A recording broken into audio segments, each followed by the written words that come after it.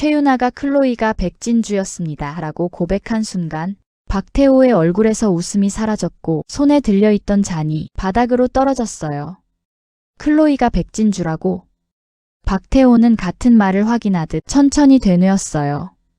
죽은 줄 알았던 사람이 살아있었고 그동안 자신의 주변을 맴돌며 움직였다는 사실이 머릿속에서 빠르게 정리되고 있었어요. 최윤아는 그 눈빛을 보는 순간 자신이 더 이상 안전하지 않다는 걸 알아챘습니다. 박태호가 자신을 살려둘 이유가 사라졌다는 생각이 들었어요. 클로이의 정체를 알려준 순간에는 살기 위해 한 선택이라고 믿었는데요. 막상 박태호의 표정을 보고 나니 오히려 자신의 목을 직접 내민 것처럼 느껴졌습니다. 박태호는 뒤를 돌아보지 않은 채 낮게 말했어요. 이제 누가 누구를 먼저 버리는지 보자. 최윤아는 그 말에 몸을 굳혔습니다. 자신을 향한 말인지 백진주를 향한 말인지 바로 알 수 없었어요. 그러나 둘 다일 수 있다는 생각이 들자 손바닥이 식었습니다.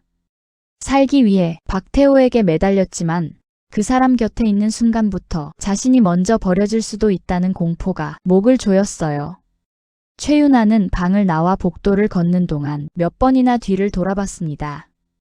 문이 열릴 것 같았고 누군가 따라올 것 같았어요. 백진주에게 정체를 들킨 순간보다 지금이 더 무서웠습니다.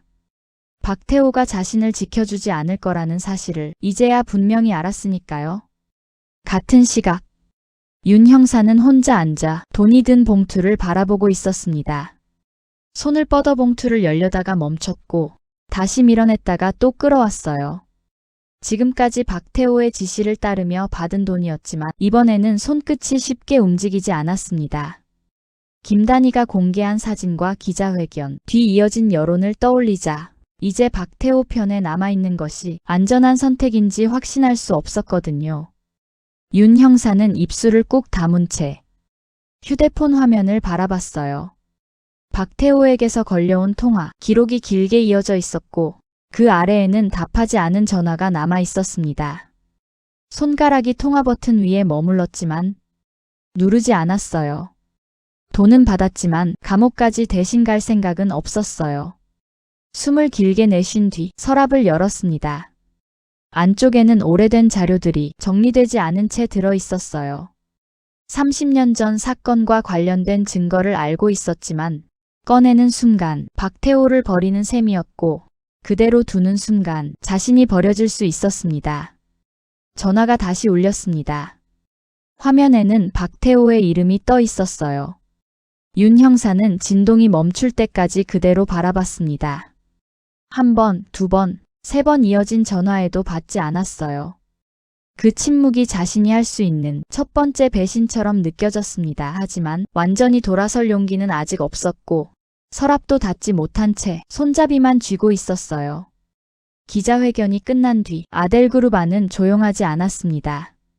복도마다 낮은 목소리가 오갔고 직원들은 서로 눈치를 보며 휴대폰 화면을 확인했어요. 뉴스에는 박태호의 이름과 김단희의 이름이 번갈아 올라왔고 주가는 빠르게 흔들렸습니다. 회의실 안에서는 이사들이 서로 다른 표정으로 앉아 있었어요. 박태호를 버려야 한다는 쪽과 아직 살려야 한다는 쪽이 갈리고 있었습니다. 입장을 먼저 밝히면 책임을 떠안을 수 있다는 두려움 때문에 누구도 쉽게 말을 꺼내지 못했어요. 김단희는 그 혼란을 조용히 지켜봤습니다. 자신이 공개한 사진이 박태호를 흔드는 데는 성공했지만 아델 전체가 함께 무너질 수도 있다는 불안이 남아 있었어요. 서류를 넘기는 손끝이 잠깐 멈췄고 회의실 안 사람들의 눈을 하나씩 확인했습니다. 자신을 믿는 눈빛도 있었지만 누구 편에 서야 살아남을지 계산하는 시선이 더 많았어요. 단희는 입을 열었어요. 지금 선택해야 할 건 사람이 아니라 진실이에요. 오늘 이야기의 가장 중요한 건 이 다음부터입니다. 아델 내부가 흔들리는 동안 박현주는 혼자 회장실에 앉아 있었습니다. 박태호가 쓰던 자리를 바라보면서도 바로 앉지 못했어요. 회장이 되고 싶다는 마음은 이미 숨기지 그 자리에 앉기 위해 백진주를 버려야 할 수도 있다는 생각이 가슴을 눌렀어요. 그때 민준이 들어왔어요. 진주만은 끝까지 지켜줘. 현준의 어깨가 아주 조금 굳었습니다. 민준이 무슨 뜻으로 말하는지 알고 있었습니다. 박태호의 반격이 시작되면 백진주가 가장 먼저 위험해질 수 있었고 자신이 어느 편에 서느냐에 따라 그 위험이 달라질 수 있었어요. 백진주의 얼굴이 떠올랐고 자신이 회장이 되겠다고 결심했던 순간도 함께 떠올랐어요. 사랑을 붙잡으면 권력을 놓칠 수 있고 권력을 잡으면 사랑을 잃을 수 있다는 선택이 너무 선명해졌습니다. 회장 자리가 그렇게 중요해? 민준의 질문에 현준은 눈을 감았습니다. 날 배신한 사람이 할 소리는 아닌데 지금은 아무것도 약속 못해. 그 대답을 들은 민준은 잠시 아무 말도 하지 않았습니다. 실망한 표정을 숨기려 입술을 다물었고 현준의 얼굴을 오래 바라봤어요. 진주를 지켜달라는 부탁보다 회장 자리를 포기하지 못하는 마음이 더 크다는 사실이 느껴졌습니다. 그 무렵 단위는 기존에 확보한 녹취와 혈흔 자료, 사진을 다시 펼쳐놓고 있었습니다. 새로운 증거가 필요했어요. 지금까지의 자료만으로는 박태호가 계속 조작이라고 우길 수 있었고 윤 형사까지 등을 돌리지 않는다면 결정타가 부족했습니다.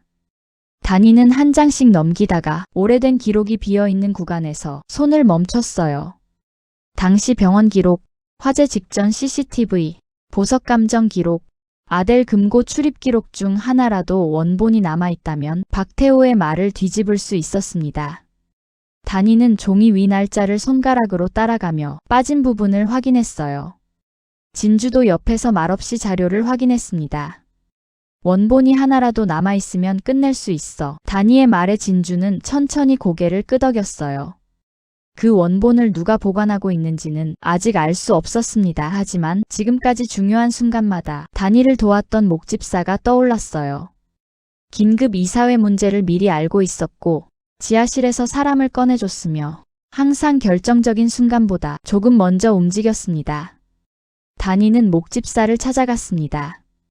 문을 두드린 뒤 안으로 들어갔을 때 목집사는 평소처럼 차분한 얼굴로 서 있었어요. 긴급 이사회에 문제가 생긴 걸 어떻게 아셨어요? 눈빛에는 논란보다 오래 숨겨온 피로가 남아 있었어요. 30년 전 사건을 전혀 모르는 사람의 표정은 아니었습니다.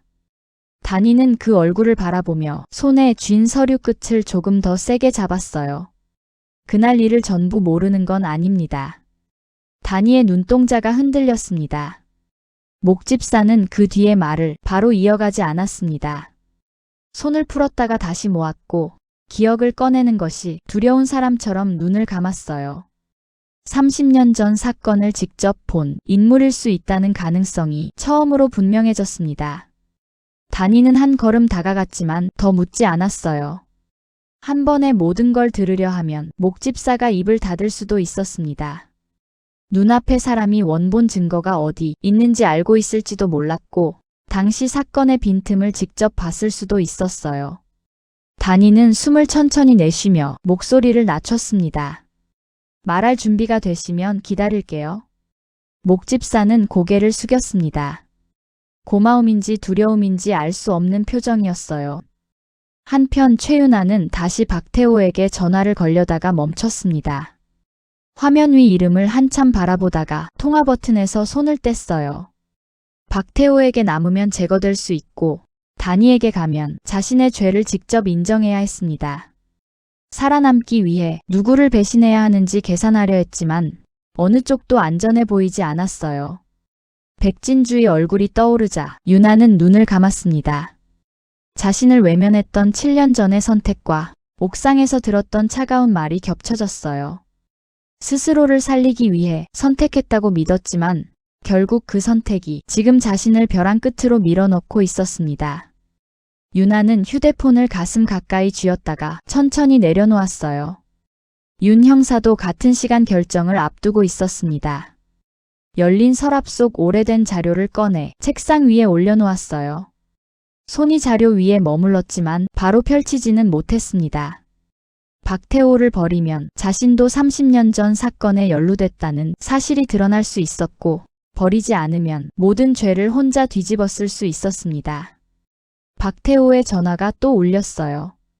윤 형사는 이번에도 받지 않았습니다. 대신 자료 끝을 잡고 천천히 앞으로 당겼어요. 아직 완전히 돌아선 것은 아니었지만 숨겨둔 증거를 밖으로 꺼낸 순간부터 마음은 이미 흔들리기 시작했습니다. 그날 늦은 밤, 목집사는 혼자 남아 오래된 문 앞에 섰습니다. 손잡이를 잡고도 바로 열지 못했어요. 몇 번이나 손을 놓았다가 다시 잡았고 결국 천천히 문을 열었습니다. 안쪽 어둠 속에는 30년 전 사건과 연결된 흔적이 있다는 듯 시선이 오래 머물렀어요. 목집사는 안으로 들어가지 않은 채 문 앞에서 멈췄습니다. 얼굴에는 결심과 두려움이 동시에 떠올랐고 손은 문틀을 꽉 잡고 있었어요. 그때 안쪽에서 아주 작은 인기척이 들렸습니다. 목집사의 눈이 크게 흔들렸고 숨이 멎은 듯 입술이 벌어졌어요. 30년 전 사건을 직접 본 제3의 생존자가 아직 존재한다는 사실이 그 짧은 인기척 하나로 드러나고 있었습니다.